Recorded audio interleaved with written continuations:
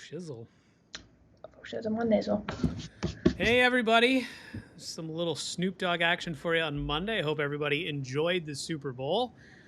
Today we just want to share a quick lesson with you that we both learned. Nithya was helping edit some podcasts, and we learned some pretty cool things about copywriting.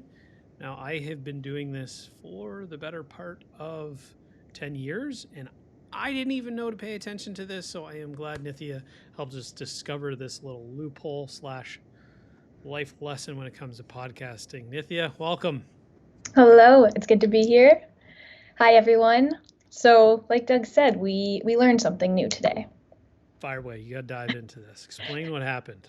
So when searching for audio tracks to incorporate into our podcast videos, I usually look for royalty-free music, or I'll dive into their paid options just to see what audio track matches what we're creating.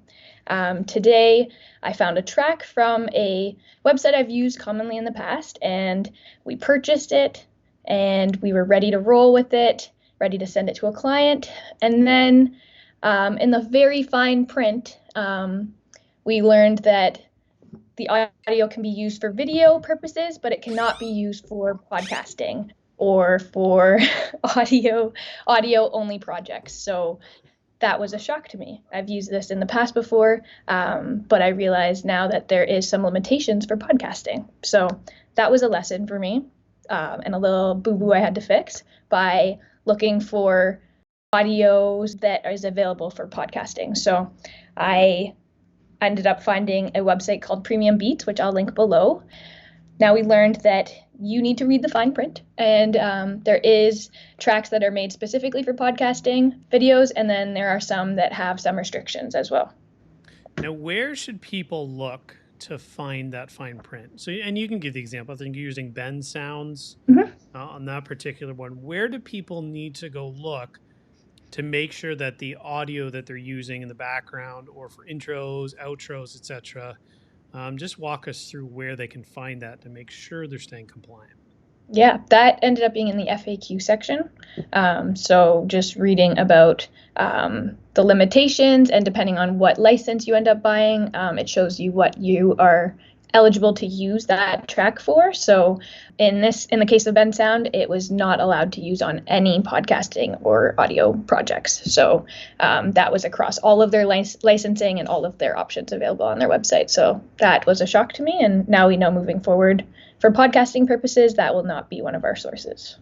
Now, one other thing I think people stumble across, and many won't necessarily realize it until it's too late, but a lot of times when you're reposting something, even if your background noise is an unlicensed track, like it might just be something on the radio, a popular track, it can get your video taken down from social channels. Even when you upload to YouTube, it can get taken down. So copyright in general is something to be aware of and something to be very cognizant of. So I don't want people to waste time, put so much effort in, create this beautifully blended thing, and to all of a sudden just have it shut down. So there are ways you can purchase copyrights or the right to use something.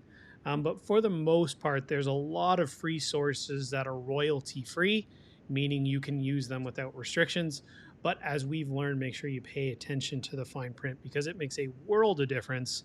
And it can save a lot of time not having to do the same thing twice. So just make sure you check in on that same print. Something else really small that I just noticed: if you hit the side button on your iPhone when canceling a call during a podcast, it calls 911.